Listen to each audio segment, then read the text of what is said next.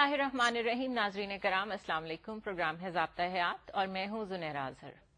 हमारा आज का मौजू है तंज़ो मज़ाह और इखलाकी हदूद। तंज़ो मज़ाह इंसानी जिंदगी का लाजमी हिस्सा है। हम अपनी रोजमर्रा जिंदगी में हंसते भी हैं और हंसाते भी हैं, लेकिन हमारे यहाँ स्टेज ड्रामों के बाद अब टीवी चैनल्स पर भी तंज़ो मज़ाह के बहुत से प्रोग्राम पेश किए जाने लगे हैं, जिनसे मुख्तलिफ किस्म के मसाइल में घिरे हुए अवाम वक्ती तौर पर खुश हो जाते हैं। बिलाशुबा ये माशरे की एक गैर मामूली खिदमत है, लेकिन देखने में यह आता है कि इस मामले में दूसरों की तज़हीक और तहकीर भी कर दी जाती है। इस तरह मजाक करना दर हकीकत मजाक उड़ाना बन जाता है। हत्ता कि इसमें बड़ों और बुजुर्गों के एहतराम के तकाजे भी बाज़ औक़ात यूं महसूस होता है कि पामाल हो रहे हैं। आज हम ज़ाब्ता हयात में इसी मसले का तज्जिया करेंगे, इसके असबाब को मुतय्यन करेंगे और कोशिश करेंगे किसी न किसी हल तक पहुंचे। हमेशा की तरह हमारे साथ आज डॉक्टर खालिद ज़हीर मौजूद हैं, जो हमें बहुत सीरियस नोट पे ये बताएंगे कि कहाँ हम किसी की दिल आज़ारी कर देते हैं और कहाँ हम वाकई मजाक पैदा करते हैं। लेकिन उनके साथ एक और शख्सियत ने आज हमें ज्वाइन किया है। बहुत बड़ा नाम है, सिर्फ इतना कहूंगी कि मैं नाम लूंगी और आपके ज़हन में उनके कई कैरेक्टर्स आ जाएंगे। अली एजाज साहब हमारे साथ मौजूद हैं। स्टेज, टीवी, फिल्म का बहुत बड़ा नाम, 700 से जायद लोकल अवार्ड्स ले चुके हैं और पाकिस्तान के अलावा हमसाया ममालिक में भी प्राइड ऑफ परफॉर्मेंस के अवार्ड्स ले चुके हैं। बहुत शुक्रिया आप दोनों शख्सियात का हमें ज्वाइन करने का। डॉक्टर साहब, आपसे आगाज करूंगी, तंज और मजाह में फर्क क्या है? देखिए, मजाह तो हर उस बात को कहेंगे कि जिससे इंसान के अंदर बेसाख्ता मुस्कुराहट या उससे बढ़कर हंसी अंदर पैदा हो जाए, वो माइल हो जाए। आम डगर से हटकर कोई भी ऐसा अंदाज कि जो इंसान को मुख्तलिफ लगे और उसका मुख्तलिफ लगना उसकी तबीयत के अंदर एक आम संजीदगी की जो एक फिजा होती है, उससे हटकर उसे रिलीफ दे। इंसान उसको पसंद करता है, इंसान उससे खुश होता है। तंज ऐसा होता है कि इंसान किसी दूसरे शख्स को कि जो उससे किसी वजह से दूर है, उससे कुछ रंजीदगी है, वो उसको मनफी तौर पर कोई तबसरा कमेंट करके उसके बारे में उसकी कोई कमजोरी नुमायां करता है। उसको ये एहसास दिलाता है कि उसने जो उसके साथ मामला किया था वो गलत था, बुरा था या उसको नापसंद है, और इस वजह से वो एक तरह से बदला लेता है। जहां तक मजाक का ताल्लुक है, जाहिर है कि जैसा कि आपने फरमाया, बड़ी मतलूब पसंदीदा चीज है और इंसानियत की इसमें कोई शक नहीं कि बड़ी खिदमत है अली एजाज साहब की तरह के लोग जो अंजाम दे रहे हैं। लेकिन इसमें कोई शक नहीं है कि बहुत ऐसा होता है कि ये मजाक उस बाउंड्री से बाहर निकलने लगता है कि जो अखलाकी हुदूद की बाउंड्री अल्लाह ताला चाहते हैं कि हम लोग मलहूज रखें। आपने कहा कि अल्लाह ताला चाहते हैं कि हम एक हद को मलहूज खातिर रखें, वो क्या हद है? देखिए, हर इंसान के अंदर अल्लाह ने एक फितरत सलीम रखी है कि जिसको के परेशानी होती है, ठेस पहुंचती है, जब कभी भी इंसान की जबान से, उसकी किसी हरकत से किसी दूसरे को तकलीफ पहुंचे। आप मजाक कर रहे हैं, मजाक करते करते आप महसूस करते हैं कि आपने कोई ऐसी बात, कोई ऐसा जुमला अपनी जबान से निकाला कि जिससे आपने दूसरे को तंग किया, दिल आजारी हुई, और आप ये महसूस करते हैं अगर कोई शख्स मुझे यही बात कहता तो मेरी भी दिल आजारी होती। तो ये हुदूद वो हैं कि जो अल्लाह ने बात को आप अपने ऊपर रख के देखें तो आपको भी दुख महसूस ऐसा ही होता। अली साहब, आप बताइए, आपने तो इतनी फन की खिदमत की है, आपने तंज और मजाक को अलग अलग कैसे पाया? आपके प्रोग्राम का नाम है ज़ाब्ता हयात, ठीक? सबसे पहली बात तो ये है कि हम मुसलमानों के लिए ज़ाब्ता हयात तो अल्लाह पाक ने, जैसे डॉक्टर साहब ने कहा, वो तो हमें अता किया कुरान पाक की सूरत में, और फिर अहादीस जो हैं मेरे आका नबी पाक सल्लल्लाहु अलैहि वसल्लम की, तो उन पे अमल करते हुए कोई भी काम किया जाए तो मेरा ख्याल है कि वो दिल आजारी नहीं होती। सही, एक लिमिट्स में रह के, ठीक है। ٹھیک ہے، لمٹس کی ہم سب لمٹس کی بات کر رہے ہیں ڈاکٹر صاحب، لیکن جب ہم کسی چیز کو کاپی کرتے ہیں یا نقل کرتے ہیں، مثلا کسی کا اینک لگائے ہوئے ہونا ایک کیریکٹر ذہن میں آتا ہے، کسی کا ہلکا سا لنگڑا کے چلنا، ہو سکتا ہے اس کی ٹانگ میں کوئی خرابی نہ ہو لیکن اس کی چال اس طرح کی ہو، اسی چیز کو کامیڈینز جب کاپی کر لیتے ہیں وہ ایک مزاحیہ چیز بن جاتی ہے. یہ بڑی باریک لائن ہے، اس کو کس طرح سے ہم ڈیلینیٹ کریں کہ یہ الگ الگ رہیں؟ دیکھیں، اس میں ایک تو بڑی امپورٹنٹ چیز یہ ہے کہ ہم اس بات کو مانیں کہ مذاق کی بھی کچھ لمٹس ہیں. بالکل، یہ بات بالکل صحیح ہے کہ بعض مزاح کے وہ پہلو ہیں کہ جو بالکل صاف ستھرے ہیں اور بعض وہ ہیں کہ جو انتہائی گھٹیا ہیں. بالکل ہے.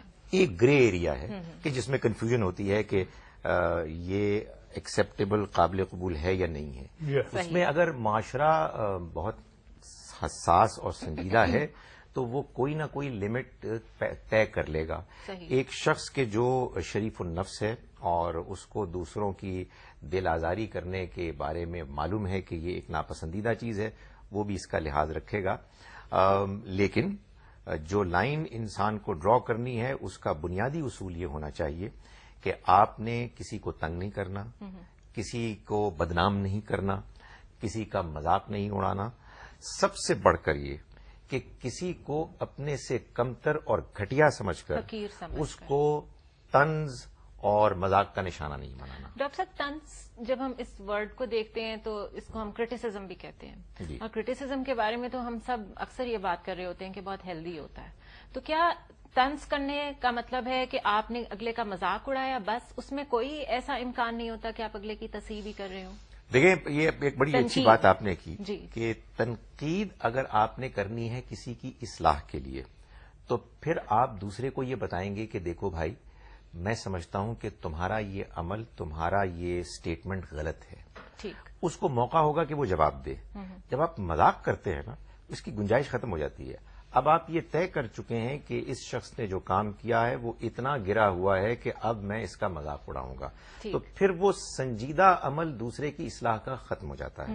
آپ نے یہ پوچھا کہ اس میں ہم لائن کیسے ڈرا کریں، تو میں سمجھتا ہوں کہ بعض آپ کے معاشرے میں ایسے کردار ہیں کہ اگر آپ ان کا مذاق اڑاتے ہیں نام لے کر یا نمایاں کر کے کہ لوگوں کو سمجھ میں آ جائے کہ یہ کس کا مذاق اڑایا جا رہا ہے، تو بالعموم اس کو برا سمجھا جانا چاہیے.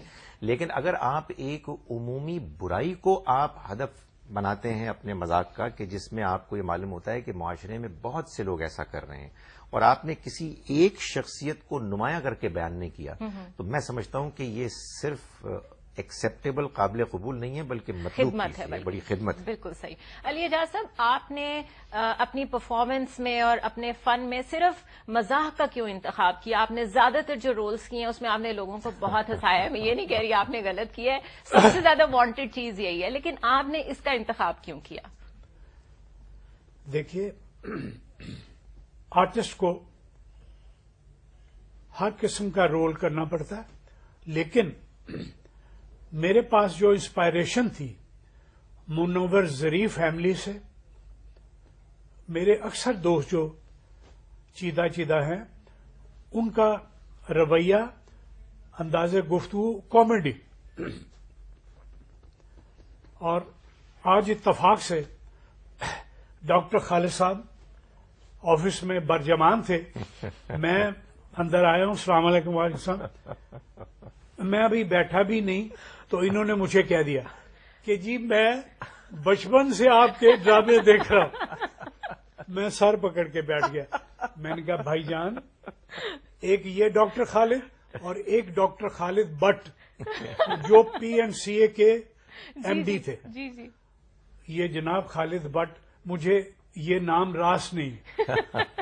تو بہرحال میں نے کہا سر، اس وقت میں نے بھی تو کہہ دیا تھا کہ میں نے جب آپ کو دیکھا تھا بچپن میں تو آپ بھی بچے ہی تھے، میں نے وضاحت کر دی تھی. نہیں، پھر میں نے یہ کہا اب آپ لوگوں نے ایک دوسرے کو کمپلیمنٹ کرنا شروع کر دیا. ایج پہ ساری بڑے سینسیٹیو ہوتے ہیں. ناظرین، یہاں پر لیں گے ہم مختصر سا وقفہ.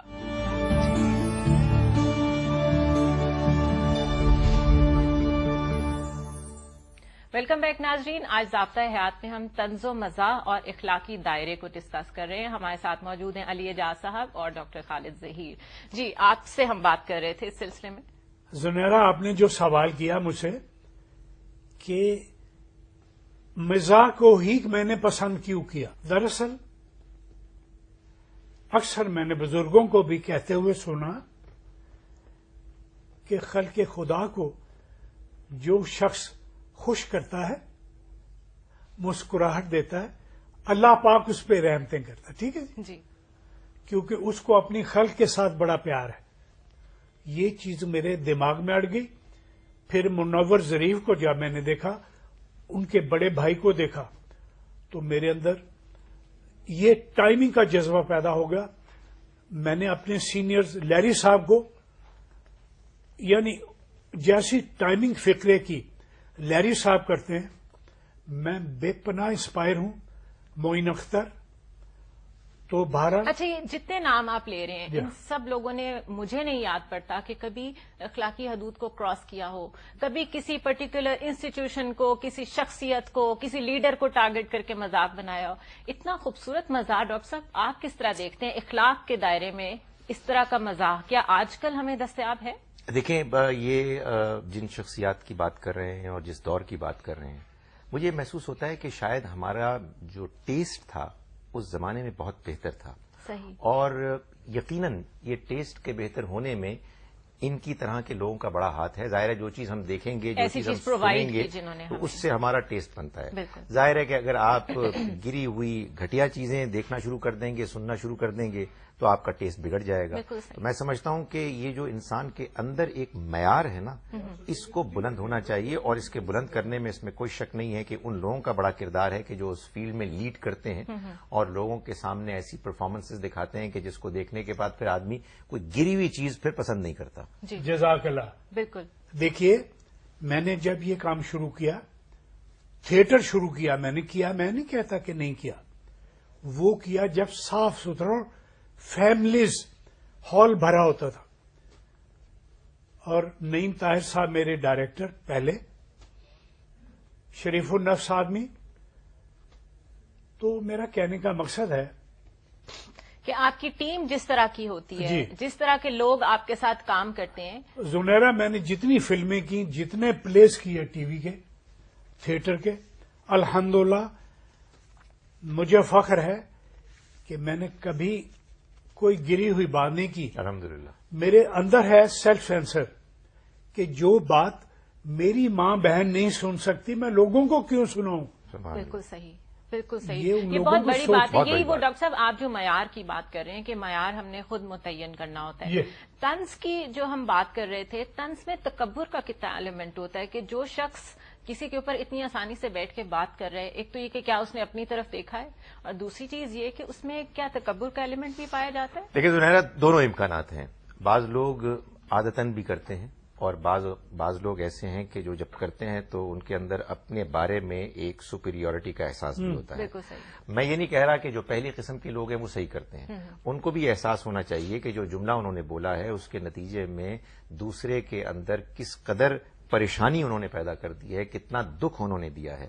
सो इंसान को अगर वो अपनी जबान में से जो कुछ भी अल्फाज निकालता है उसको तोलने का, उसके बारे में अपने से सवाल करने का एक दाइया मौजूद हो और वो उसको अपनी आदत बना ले, तो यकीनन वो मजाक तो फिर भी करेगा, इसलिए कि मजाक के बगैर तो सर जिंदगी नामुकम्मल है, लेकिन वो मजाक सुलझा हुआ करेगा, इखलाक के दायरे में, अखलाक के दायरे के अंदर करेगा। और ये जो डॉक्टर साहब हदीस है कि मिजान अमल पे सबसे ज्यादा भारी हमारे अमाल होंगे, अमाल में सबसे ज्यादा अहमियत अखलाक की है, इस पे कुछ रोशनी डालें। इसमें कोई शक ही नहीं है। देखिए बात यह है कि अखलाक वो चीज है, वो हिस्स है, वो रोशनी है कि जो अल्लाह ताला ने इंसान को पैदाइशी तौर पर दी, और ये जो अल्लाह के पैगंबर वही लेके आते हैं ना, ये एक और मजीद रोशनी है कि जो उस रोशनी की रहनुमाई करती है।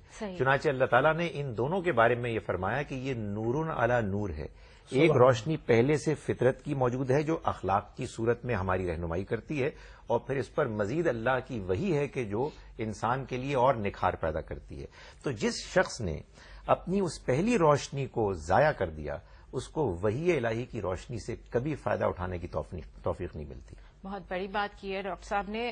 علی اعجاز صاحب، میں آپ سے چاہوں گی کہ تھوڑا سا جو اس وقت ہمارے فنکاروں کو پرابلمز ہیں، اگر ان کی طرف آیا جائے کہ وہ کیوں اتنے معیار سے گر گئے ہیں. آخر آپ لوگ بھی تو تھے اور اتنے سارے لوگوں کا ڈاکٹر صاحب ہم نے جو نام لیا ہے، یہ لوگ بھی تو ایک ٹیم کی طرح بہت اچھا کام کر کے گئے ہیں. اکیڈمیز ہیں ہاں، یہ. ابھی کیوں معیار گر گیا ہے؟ ہمارے تھیٹرز کا حال دیکھیں، جس طرح کی پرفارمنسز ہوتی ہیں، جس طرح کے مذاق ہوتے ہیں، وہ تو آپ سن بھی نہیں سکتے.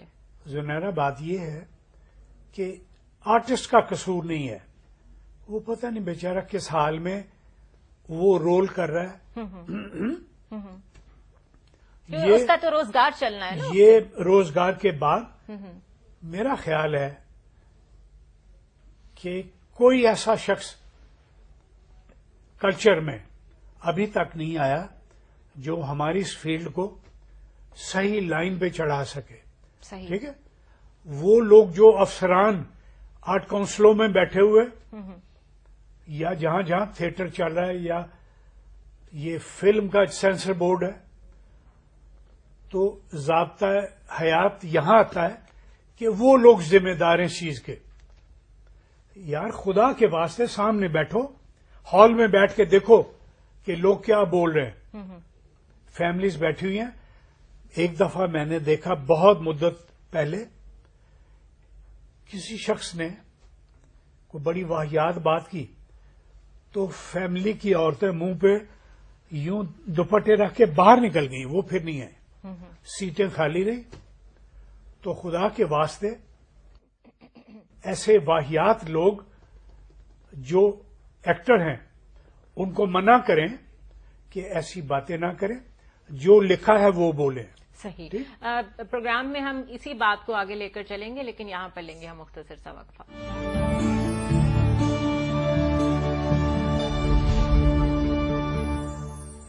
ویلکم بیک ناظرین، اور ہم گفتگو کا وہیں سے آغاز کریں گے جہاں سے ہم نے چھوڑا تھا.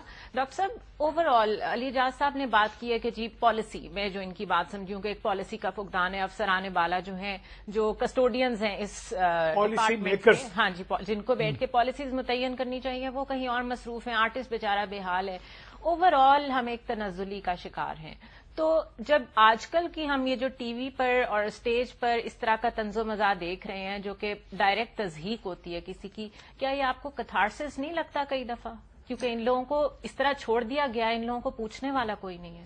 دیکھیں، میں اس فیلڈ کا ایکسپرٹ تو نہیں، لیکن جو باتیں مجھے سمجھ میں آتی ہیں وہ یہ ہیں کہ جب کبھی بھی ایک اچھے معیار کی پرفارمنس معاشرے میں موجود ہوتی ہے جی، تو وہ ایک نسل میں ہوتی ہے. وہ نسل نئی آنے والی نسل کو اپنا یہ اثاثہ منتقل کرتی ہے. ٹھیک. یہ منتقل کرنے کا جب وقت آیا نا، لیٹ 70s میں اور ارلی 80s میں، تو وہ ہمارے ہاں کچھ ایسی صورتحال پیدا ہو گئی کہ پولرائزیشن ہو گئی. صحیح. معلوم یہ ہوا کہ جو لوگ دیندار ہیں وہ تو اس چیز سے کوسوں دور ہیں، اور باقی لوگ جو ہیں وہ ڈیوائڈ کے اس طرف ہیں. ہمارے ہاں ایک زمانہ وہ تھا کہ جب لوگ اس فن میں موجود تھے اور ان کے اندر خدا خوفی بھی تھی، وہ نماز بھی پڑھتے تھے. بالکل. اور ساتھ ہی ساتھ اپنے لیے انہوں نے ایک خاص فیلڈ کا انتخاب کیا تھا. صحیح.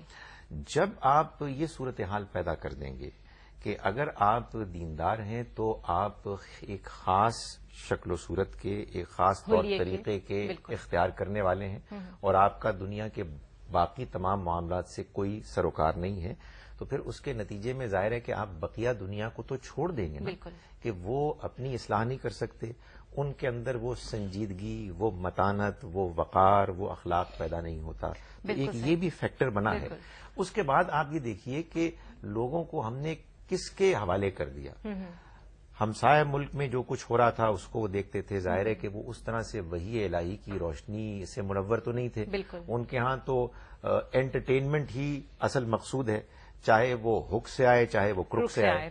تو وہاں جب یہ ساری چیزیں پاپولر ہونی شروع ہو گئیں اور ہمارے فنکاروں نے محسوس کیا کہ اگر آپ کو بہت بڑا فنکار بننا ہے تو اس کے لیے یہ سب کچھ کرنا پڑے گا، پھر تو کوئی رکاوٹ نہیں ہو سکتی. ڈاکٹر صاحب، آپ نے پولرائزیشن کی جب بات کی ہے، یہ بہت سارے مسائل کی بیس ہے. کیا وجہ ہے کہ دیندار لوگ عام طور پہ ہمیں بڑے سیریس اور وہ اپنے آپ کو بردبار کہہ رہے ہوتے ہیں، لیکن ان کے اندر اس طرح کی سختی نظر آتی ہے کہ وہ ہنسنا بھی جو ہے یا مسکرانا بھی وہ گوارا غلط نہیں سمجھتے کرتے ہیں. ایسا کیوں ہے؟ ایسا تاثر کیوں ہے؟ ہمارا اسلام کیا کہتا ہے مسکراہٹ کے بارے میں، خوشی کے بارے میں؟ ہمارا اسلام ہم کو یہ بتاتا ہے کہ نبی اکرم صلی اللہ علیہ وسلم کے جو ہمارے لیے معیار ہیں، آپ کے چہرے پر تبسم رہتا تھا. آپ کے چہرے کو دیکھ کر لوگ اطمینان، خوشی اور مسرت محسوس کرتے تھے. واہ، آپ کو دیکھ کے کبھی یہ احساس نہیں ہوا کہ یہ کوئی ایسے انسان ہیں کہ جن کے پاس جا کے بات کر کے انسان خوف یا اپنے اندر رکاوٹ محسوس کرے.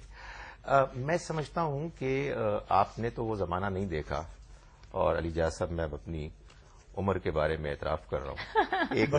ایک زمانہ وہ بھی تھا 60s اور 70s کی دہائی میں جی کہ جب لوگ دیندار بھی ہوتے تھے اور اچھا ٹیسٹ بھی رکھتے تھے، ادب کا بھی، مذاق کا بھی.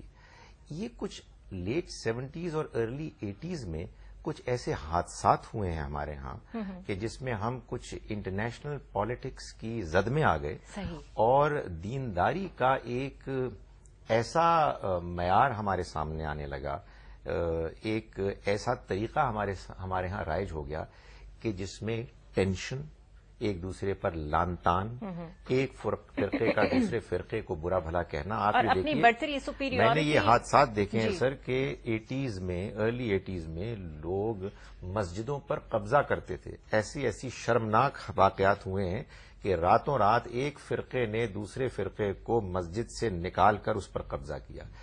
جب دیندار لوگ اتنے گر جائیں گے اپنے پرفارمنس میں، تو ظاہر ہے کہ وہ لوگ کہ جو دینداروں کی طرف دیکھتے ہیں رہنمائی کے لیے، ان کا حال تو پھر اس سے بھی زیادہ برا ہوگا. تو پھر ہمیں رونا نہیں چاہیے اس میں. بالکل صحیح. اچھا علی اعجاز صاحب، ایک لفظ جس کو ہم بڑا معیوب سمجھتے ہیں وہ ہے میراثی کا.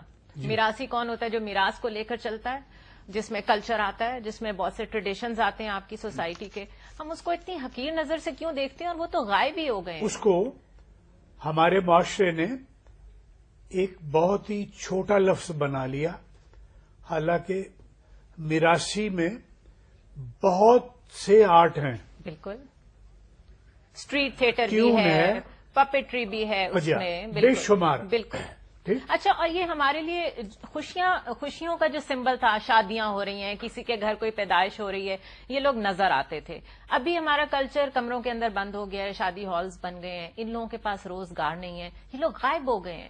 تو کیا یہ لوگ ہیں جو جا کر ہر طرح کا مذاق کرنے پہ آمادہ ہیں صرف کمائی کے لیے؟ ابھی میں ڈاکٹر صاحب کی ہوئی بات کا مزہ لے رہا ہوں. انہوں نے ایک بات کی ہے، یہ ولگیرٹی اور واہیاتی وہ لوگ کرتے ہیں جن کو اپنی ذات کو نفی کرنا نہیں آتی، پرفارم نہیں کرنا آتا، تو وہ ولگیرٹی کا سہارا لیتے ہیں. ٹھیک ہے. یعنی وہ صحیح آرٹسٹ نہیں ہوتے، پرفارم نہیں کر پا رہے Yeah. ہوتے. تو آپ کے دور میں تو سارے لوگ ہی بہت اچھے تھے. اس وقت آپ کو کیا وقت میں تبدیلی نظر زنیرا آئی؟ اس وقت تو ایک دوڑ تھی پرفارمنس کی. کمپٹیشن تھا. ارے صاحب، ایوارڈ ملتے تھے اور پھر اللہ اکبر. جی ناظرین، گفتگو کا سلسلہ جاری رہے گا، لیکن it's time for a short break.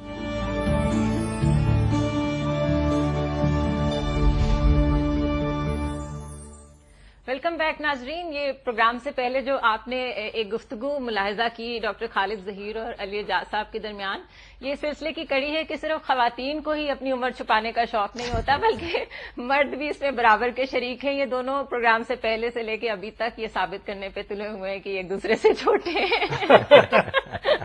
اچھا علی اعجاز صاحب، یہ بتائیے کہ ابھی جب آپ آج کا فن دیکھتے ہیں، آج کا آرٹسٹ دیکھتے ہیں جو کہ ہنسی مذاق کر رہا ہے، اپنے لیڈرز کا مذاق اڑا رہا ہے، غریب عوام کی گمکری کر رہا ہے، آپ کو کیسا لگتا ہے؟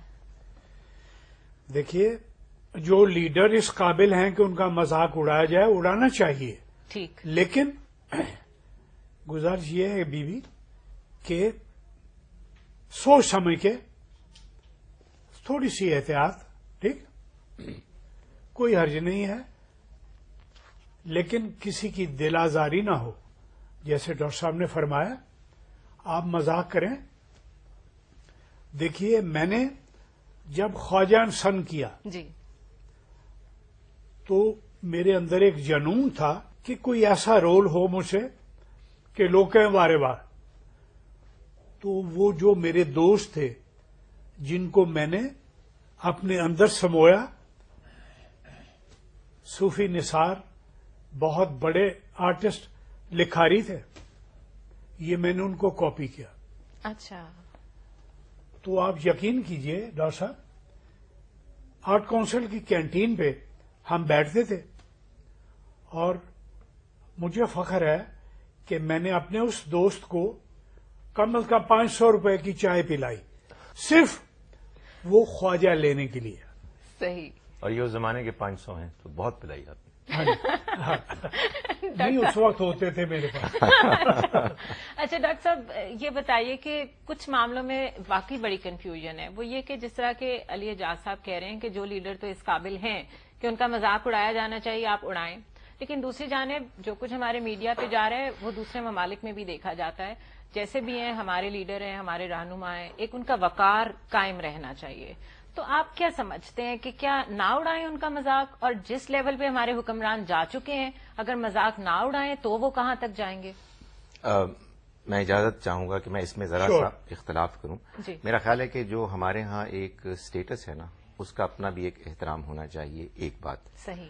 और दूसरी बात यह है कि सच्ची बात यह है कि जो हमारे यहाँ इस वक्त क़यादत में मसाइल हैं, उसमें मैं नहीं चाहता कि हम सिर्फ मजाक उड़ाकर उस प्रॉब्लम को कम कर दें, इसलिए कि मजाक उड़ाने के बाद आपके दिल की तसल्ली हो जाएगी, आप अपने रोजमर्रा के मामूलात में फिर दोबारा चल पड़ेंगे।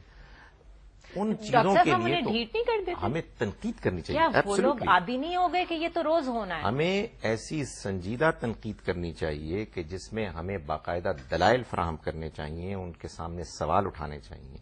इस मामले में अगर हम मजाक उड़ाएंगे तो मेरा ये ख्याल है कि वो लोग के जो मिसाल के तौर पर करप्शन में मुब्तला हैं, वो इस पर बहुत मुतमईन होंगे कि इसका मतलब ये है कि उन्होंने अपने दिल की भड़ास महज मजाक उड़ा के निकाल दी। सो मैं इसमें गुजारिश ये करूंगा कि उन लोगों को कि जिनको हमने तनकीद का निशाना बनाना है, उनको बाकायदा जो इल्जाम हम लगा रहे हैं उसके दलाइल फराहम करके उनको ये बताएं कि जो काम आप कर रहे हैं वो गलत है, और मजाक को एक उमूमी जो हमारे माशरे में बुराइयां हैं उनकी तरफ उसका रुख किया जाए, ताकि लोगों को ये एहसास हो। और बातें बेशुमार की जा बहुत से टॉपिक्स हैं जिनको छेड़ा भी नहीं जाता। यूं लगता है जिस तरह एक आपाधापी है कि बस एक ये तमाम चैनल्स की दौड़ लगी हुई आपस में कि सिर्फ लीडरान को ही हमने निशाना बनाना है। लेकिन डॉक्टर साहब, कुछ भी है, आखिर जो सदर पाकिस्तान है, जो वजीर आजम है, ये एक बड़े ऐसे मनसब है जो हमारे लिए काबिल एहतराम है। हमारे वोटों से ये वहां तक पहुंचते हैं। हमारे पास इस वक्त चॉइस है या नहीं है, बहरहाल यही हमारे लीडरान है, तो इनकी इज्जत का एलिमेंट तो बरकरार रहना चाहिए।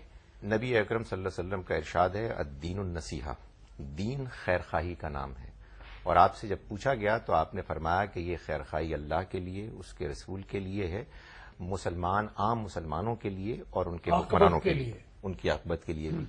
तो अब ये जो हमारे हुक्मरान है ना, इनके बारे में हमारा रवैया ऐसा होना चाहिए कि ये भी ना हो कि हम इतनी बेजा तनकीद करें कि उसके बाद वो बिल्कुल बजिद हो जाएं और वो कहें कि अब तो ठीक है, जो होना था हो चुका, जो हमारे ऊपर इल्जाम लगना था लग चुका है, अब हमें खुलकर अपना काम करना है। नहीं, उनके लिए तौबा, इस्लाह और अपनी बेहतरी का दरवाजा खुला रखना चाहिए। और राय डॉक्टर साहब राय दें बाकी लोग भी दलील के और साथ, उनको रास्ता दिखाएं कि उनके लिए इस्लाह के इम्कानात मौजूद हैं, उनसे हम अच्छी तवक्कुआत रखते हैं। अगर कोई गलती हुई, इंसान से ही गलती होती है, उस गलती में वो बजिद ना हो जाएं। और सबसे बढ़कर ज़नारा ये बात कि ये दुनिया फानी है, इंसान को किसी वक्त भी मौत आ सकती है।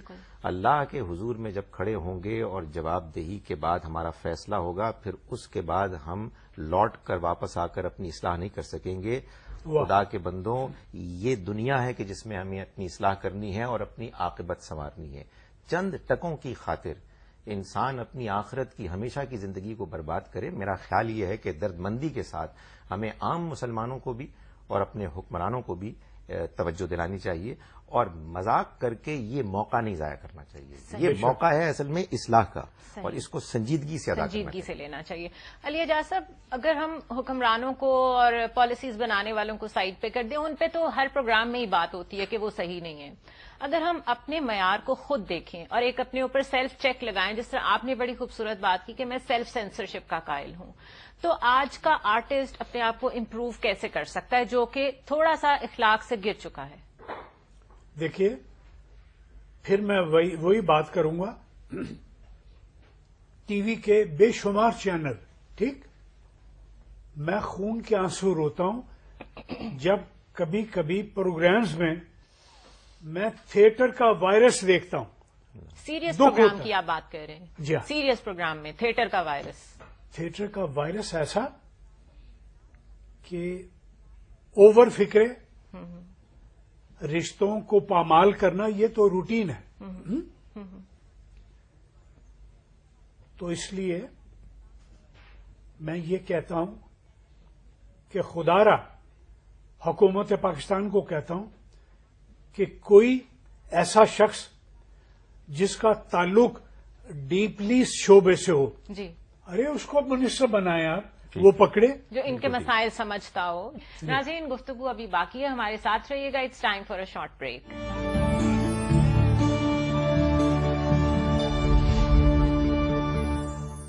ویلکم بیک ناظرین، ایک دفعہ پھر ضابطہ حیات میں خوش آمدید. ڈاکٹر صاحب، ایک بڑا سینسیٹیو ٹاپک ہے جس پہ یوزلی ہم بات کرنا بھی گوارا نہیں کرتے.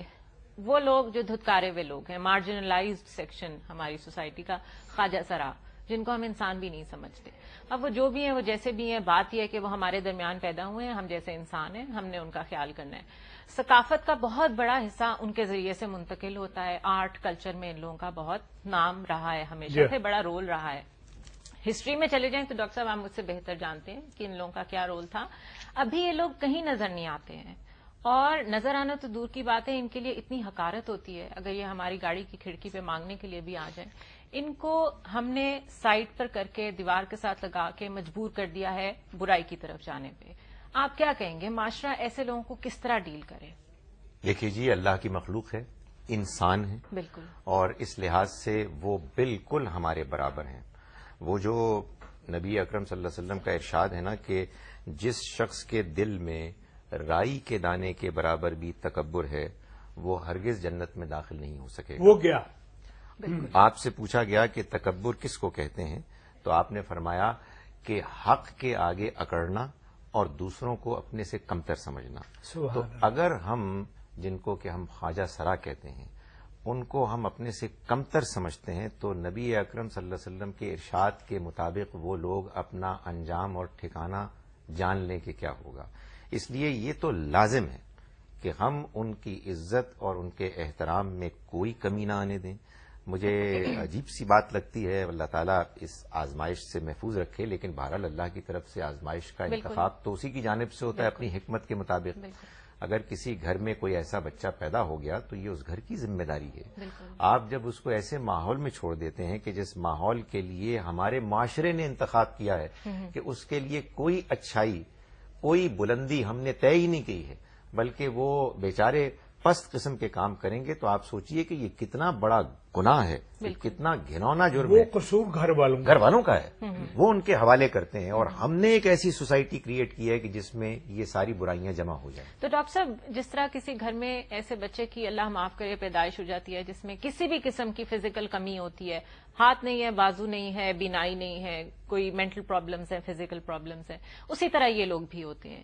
پھر ان کے پیدا ہونے پہ مذاق اڑانا اس فیملی کا جس گھر میں ان کی پیدائش ہوئی ہے، پھر اس گھر والوں کے لیے جو شرمندگی سوشل لیول پہ ان کو فیس کرنی پڑتی ہے، وہاں سے لے کر ان کے اسکولوں میں داخلہ تو بہت دور کی بات ہے. ہم ان کو کوئی فن بھی نہیں سکھاتے، ہم ان کو کوئی دستکاری بھی نہیں سکھاتے کہ اپنے قابل ہو جائیں. نتیجتاً یہ جی باہر کے ملکوں میں نے دیکھا ہے، میں اس بات کا گواہ ہوں کہ ایسے لوگوں کو باقاعدہ وہ لوگ ایجوکیٹ کرتے ہیں، ووکیشنل ٹریننگ اور ہوتی ہے ان کے لیے، کوئی نہ کوئی فن ان کو سکھاتے ہیں. بالکل. علی جا صاحب، یہاں کیوں نہیں؟ ہمارے ہاں لوگ پوچھتے ہیں نا کہ مغرب نے کیوں ترقی کی، ہم کیوں تنزل کی طرف جا رہے ہیں.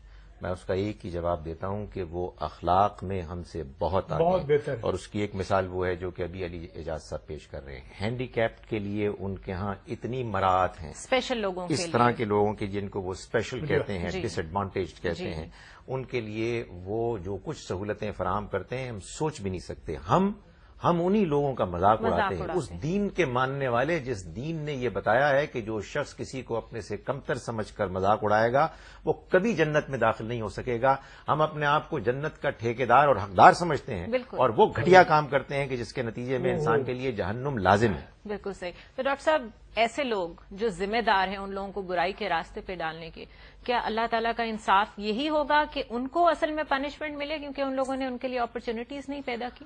یقیناً ایسا ہی ہوگا. اللہ تعالیٰ کا یہ فیصلہ ہے اور یہ اللہ ہی کا فیصلہ ہو سکتا ہے، اس لیے کہ وہ ہر حال میں انصاف کرنے والا ہے. وہ یہ فرماتا ہے کہ وہ لوگوں کا حساب کتاب کرنے میں اس اصول کو ہمیشہ ملحوظ رکھے گا کہ لا نکلف نفسا الا وسعها. ہم کسی انسان کو اس کی وسعت، اس کی صلاحیت سے زیادہ نہیں پرکھیں گے. جس کے جو حالات تھے، جس کی جتنی صلاحیت تھی، جس کا جتنا نیکی کرنے کا امکان تھا، اس سے اسی کے مطابق پوچھا جائے گا. تو وہ بیچارے کہ جن کو مجبور کر دیا گیا ان کو انشاءاللہ اللہ تعالیٰ ان کی مجبوری کے نتیجے میں معاف فرمائے گا. لیکن جن ظالموں نے ان کو اس مجبوری میں مبتلا کیا ہے ان سے ضرور پوچھا جائے گا کہ آخر کس جرم کی پاداش میں ان کو اس صورتحال سے دوچار کیا گیا. بالکل صحیح. علی اعجاز صاحب، ہم لوگوں نے آرٹسٹ پہ تو بات کی، ہم نے ان فنکاروں پہ تو بات کی جو کہ اچھا کام نہیں کر رہے یا اخلاق سے گرا ہوا کام کر رہے ہیں. آپ معاشرے کو کوئی میسج دیں کہ وہ لوگ جو رات کو تھیٹر بھرے ہوئے ہوتے ہیں، سنیماز بھرے ہوئے ہوتے ہیں جہاں پر اچھی فلمیں نہیں لگتی، جہاں پر اچھا آرٹ نہیں دکھایا جاتا، وہ لوگ کیوں زندہ رکھے ہوئے ہیں اس آرٹ کو، اس معیار کو کس طرح بلند کرے معاشرہ؟ دیکھیے، پبلک جو ہے وہی کنگ میکر ہے. بالکل ٹھیک. بالکل آرٹسٹ کو وہی حوصلہ دیتی ٹھیک. اور اپریسیشن بھی اور ڈس لائکنگ بھی. بالکل. ٹھیک. تو یہ دیکھیں، میں ہاتھ جوڑ کے کہتا ہوں کہ پلیز اچھی چیز کو اچھا کہیں، بری چیز کو ریجیکٹ کریں تو ہمارے حالات ٹھیک ہو جائیں گے. ہم لوگوں نے اسٹیج پہ کیوں آنا چھوڑ دیا؟ میرے بے شمار کولیگ ہیں جو ادھر سے گزرتے بھی نہیں ہیں. میں خود کہ ان واحیاتیوں میں کیوں پڑے؟ لوگ برا کہتے اور اکثر فیملیز اٹھ کے چلی جاتی ہیں پلے میں سے. جی یہ تصدیق نہیں ہے تو کیا ہے؟ صحیح. بالکل صحیح. بہت شکریہ ڈاکٹر خالد ظہیر، آپ کا بھی، اور علی اعجاز صاحب آپ کا بھی بہت شکریہ. بلا شبہ طنز نگار اپنے طنز کے نشتر سے معاشرے کے ناسوروں سے فاسد مادہ باہر نکالتا ہے. یوں وہ بھی اصل میں معاشرے کی اصلاح ہی کر رہا ہوتا ہے، لیکن جس طنز سے معاشرے میں نفرت پھیلے اسے زہریلی طنز کہا جاتا ہے، جو ایک خطرناک انتقامی سلسلہ شروع کر سکتی ہے. ضرورت اس امر کی ہے کہ طنز و مزاح جیسا مثبت کام اس احتیاط اور دانائی کے ساتھ کیا جائے کہ مخاطب خود بھی انجوائے کرے اور اصلاح پر آمادہ بھی ہو جائے. اپنی میزبان زنیرہ اظہر کو اجازت دیجیے. خدا حافظ.